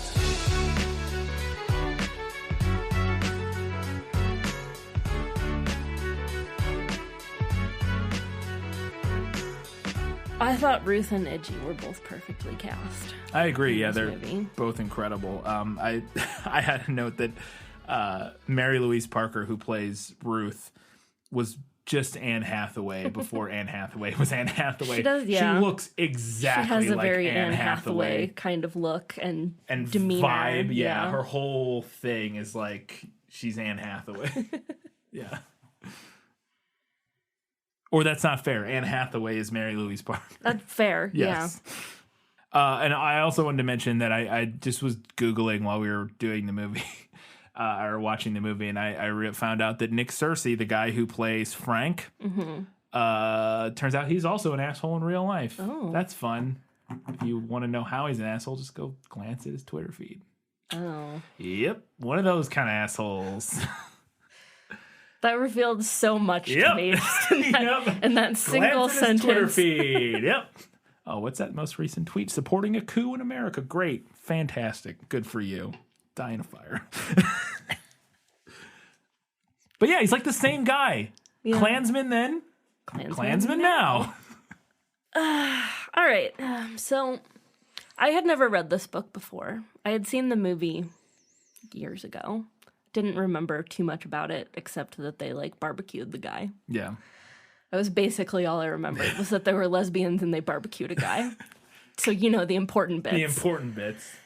But I had never read the book, and I did not realize what a deep dive into varying issues this book was going to be. And I wanted to talk about the biggest difference between the book and the movie here in this segment, because I don't think it's necessarily a better or worse change, but that the two mediums are just doing different things. So the movie tells a very tight, contained story about Iggy and Ruth. Totally get that. I don't think there's any way that this book could be adapted beat for beat into a film, maybe a TV show. The book is much more expansive than the film. It includes the story of Iggy and Ruth, but it's also about Whistle Stop. We watch the town deteriorate and die over the decades. There's also a lot about poverty and who suffered and who didn't suffer during the 20s, 30s, and 40s. The book also has way more Black characters, and we follow some of them individually. There's a lot in the book about both racism and colorism. One thing that I think the book was doing was presenting a specific moment in time, and especially two specific types of racism, both of which absolutely exist. One is perhaps best exemplified by Grady, where you can be a raging bigot but make exceptions in your mind for the Black people that you personally know.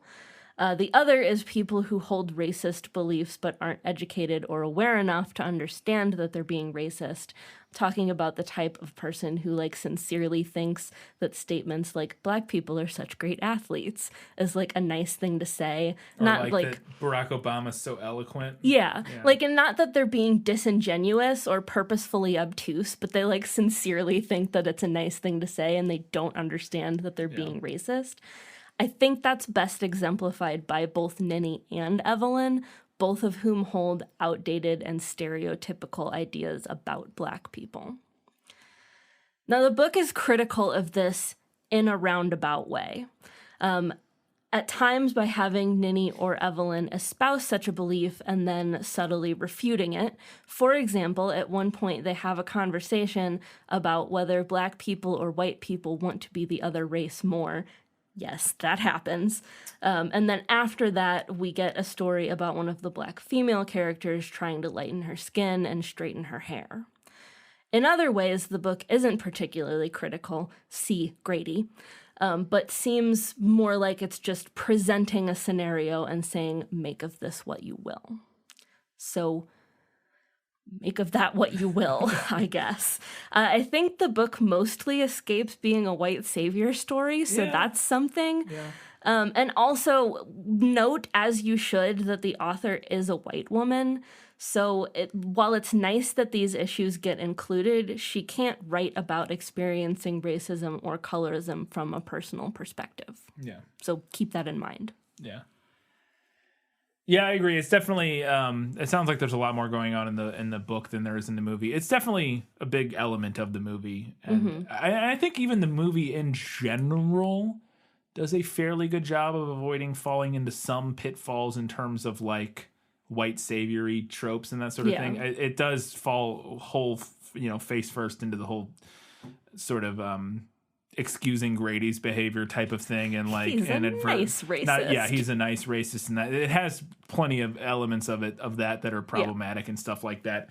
But I also think it does, and while it's not focusing on the Black characters in the movie, they do feel, with the minimal time they get, they do feel like fleshed out, realistic characters. Not that I know, but like it feels like not caricatures necessarily in the same way that you might get in some movies telling stories in the same time period. And so, yeah, I think it does. It has its problems and its goods and its bads in relation to sort of the racial message. Yeah. Of the movie. So the last thing I wanted to talk about was this movie's depiction of the gals being pals, the lesbian relationship, which is the whole story in the movie, because we don't get all the other stuff with the town and the other characters and that sort of thing. We're just focused on Ruth and Iggy, and it is their relationship.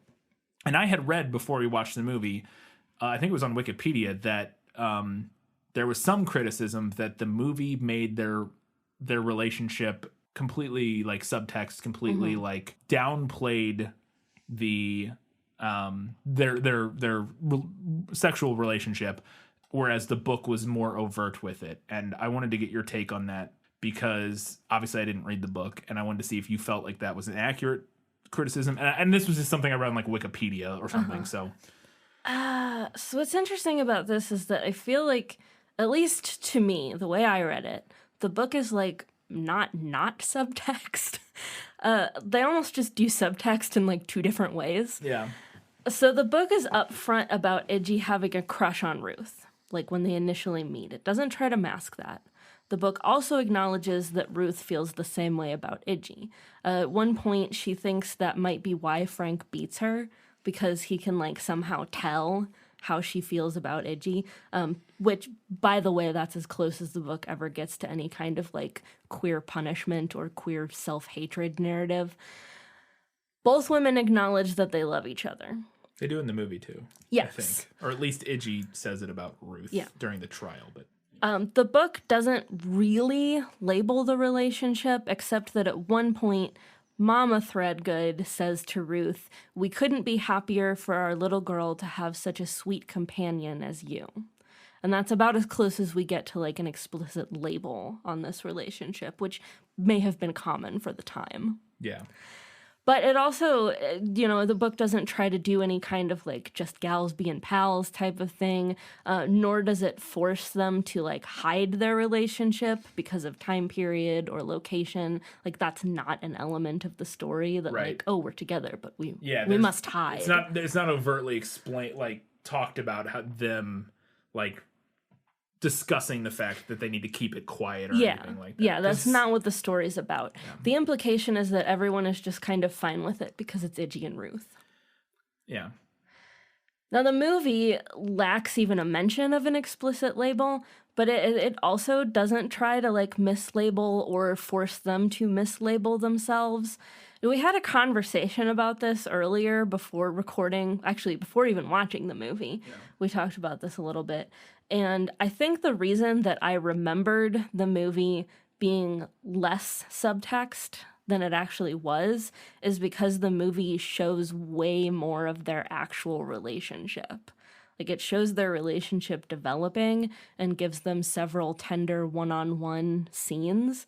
In the book, all we really get is the scene where they go on a picnic and Iggy retrieves the honeycomb. I agree. So that was something I read before watching the movie. And upon watching the movie, I mean, you always want to be careful about like queer baiting and stuff. And but I thought the movie did a really pretty good job of making it very clear through the language of film what the deal with their relationship was. And you can argue, sure, that like maybe a better representation is a more explicit sort of acknowledgement of their relationship. But I also think that you could maybe argue that in the context of the time period and the story the movie's trying to tell, of sort of the fact that it is something that is not acknowledged in a way, like because of the time period, like you said, everybody just kind of is okay with it. Yeah, they just like don't acknowledge it. They just don't acknowledge. It's sort of a don't ask, don't tell, which is not obviously not great. But like, again, we're telling a period story here, and I think the movie makes it very clear what is going on. I mean, you know, you talk about how Iggy mentions, or you hear that Iggy has a crush on Ruth early in the book, like when they first meet or whatever, and that's very clear in the movie, without ever hearing anybody say that or hearing a character think that or anything like that, just by the way they look at each other. Like, it's not subtle that they're into each other. Yeah. And like you said, we also get more scenes of their relationship developing. And we I mean, this movie could be called Meaningful Glances, the film. Like, you know, it's like that. And so, yeah, there is definitely criticism to be leveled in regards to the fact that, you know, it's maybe we could go beyond meaningful glances in our depiction of non-heteronormative relationships. That would be great. And it's good to know that we have now. It's a good thing that we have now. But also, you know, for a story in this time period, maybe this sort of like acknowledgement of what their relationship had to be is also meaningful in a way. Like, you know what I mean? Like depicting their relationship in a way where it's clear what it is, but also sort of gives us a window into that type of relationship in that time period. Yeah. Is maybe interesting. No, I agree. I don't know. And the thing that I appreciate about both of these is that neither the book nor the movie did the like sneaking around, we have to hide, oh no, somebody might have found out about us type of narrative. Because it doesn't all have to be that. No, absolutely not. It doesn't all have to be fraught. We can have like a nice love story where they're like falling in love with each other. Yeah. And, because it's, a similar maybe comparison would be something like, because time period wise it's a little different, but similar, is the HBO show that we watched. I can't remember the name of it. The woman who's a coal baron in England. And Gentleman Jack. Yeah. I couldn't remember the name of the show. But there's a very similar dynamic between the two female leads. But there is a little more of the... Yeah, that show leans more a little bit into, like, oh, this is wrong. We can't let anyone find out. From the perspective of the younger woman who's not as sure. Like, she feels that way. I can't remember. Anne doesn't feel that way and is more sort of just... She's more feels like Iggy's character and is just sort of like... She is let very people think what they think. Yeah. And I guess Iggy is like her since she was a real person. Yeah, true. But it is that show goes more into it's a much more there's no hinting, like it's very clearly know they're in, it's a very not in your face isn't the right word, but in your face depiction. I don't know. I couldn't think of a better term for it. Of their relationship. It's much more explicit, even though I also kind of hate to use the word explicit. Yeah, that's why I didn't want to say explicit, because that's not what I meant. Explicit has connotations of... Right. Explicit has, like, sexual connotations, but explicit can also mean, like, direct and obvious. Yes. Which is how I'm using it. Yes. And that's why I avoided saying explicit. But yeah, and why I went with in your face, which is also not better. Anyways. It is a more explicit depiction of their relationship, but it also does, because of that, fall into a little bit of the like, ooh, like it's a, got to keep it a secret, run around, that kind of thing. But to be fair, that's also something that people had to consider at the time because they do, there are legal ramifications. They talk about people being hung for that sort of thing. So it's interesting, and I all of that is to say that I thought the movie, while having its problems, did actually have a more explicit and obvious relationship between the two of them than was maybe alluded to by some of the stuff I had read. Yeah. And I will say that in the Wikipedia, and I don't think I mentioned this, or maybe I did in the prequel, that the movie did win like the GLAAD Award for Best Picture or something like that year. And so it was seen at the time as a particularly good representation. So anyways, I also wanted to mention that I think there's a super valid queer platonic reading of their relationship, or ace reading of their relationship, and I think the story's choice to not show us explicitly romantic or physical elements of their relationship could be a valid interpretation of that reading. So I just wanted to kind of throw that in here at the end. We didn't talk about it during the main episode, but it is something that I think is a totally valid and interesting perspective on the depiction of their relationship.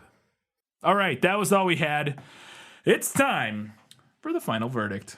Now, are you ready for your sentence? Sentence? But there must be a verdict first. Sentence first. Verdict afterward. Both the book and the movie have their strong points. The movie tells a tight, encapsulated story, and the book is more sprawling and expansive. The movie closely follows two specific relationships, and the book comments on a variety of social issues. I don't know if there's really a better or worse. They're doing two different things. We could also put this one down on the list of books that ought to be adapted as television. Which is all of them. I think that would be the way to do it. At the end of the day, I think I'm going to give this one to the movie just by a hair. I did enjoy the book.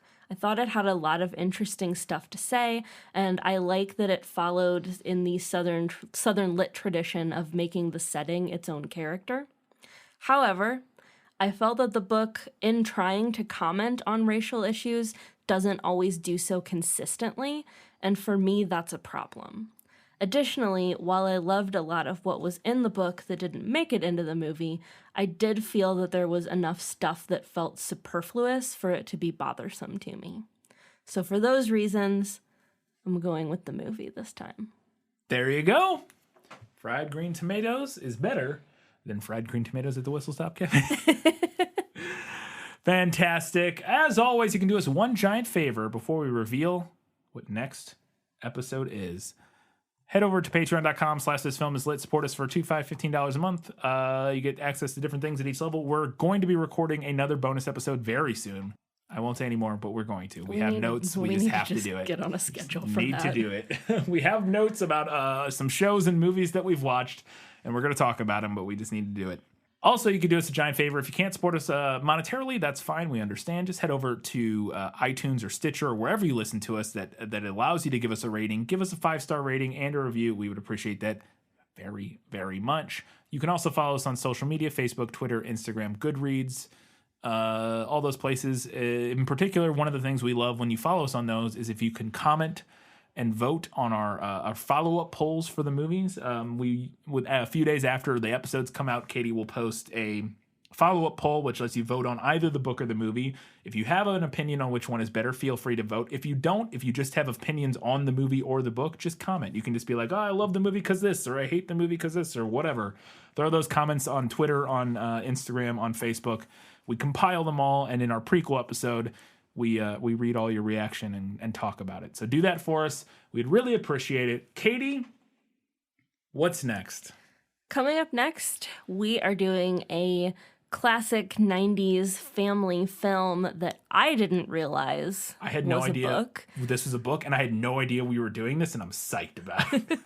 I had no idea this was a book until we started doing this podcast, and I started clicking on every single movies you didn't know were based on books articles that came up in my social media feeds. We are doing Jumanji. Jumanji. Goodness. I had no idea. No idea. And I also, like I said, had no idea we were doing this. I'm very excited about it. This is a good this time of year movie. Yes. It's great pre-Christmas. It's not a Christmas movie, obviously. Oh, there's a Christmas scene in it. I think it is arguably, Christmas, like at the end when they come back. Yes, at the end, there is Christmas. But, I would argue that doesn't make it a Christmas movie. No.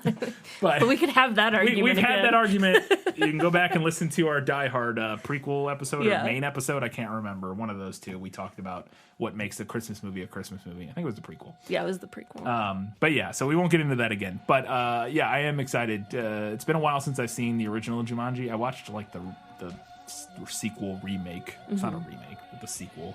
Not too long ago, and that was the first one of those was good. At least I haven't seen the second one, but yeah, I'm excited to revisit Jumanji. I love this movie as a kid. I've seen it dozens of times. Never read it. I'm pretty excited. Sweet. Come back in 1 week's time. We'll be doing a prequel episode for Jumanji, talking about all your feedback for Fried Green Tomatoes, and maybe learning something. We'll see. And then in 2 weeks' time, we're talking about Jumanji. Until that time, guys, gals, non-binary, everybody else. Keep reading books. Keep watching movies. And keep being awesome.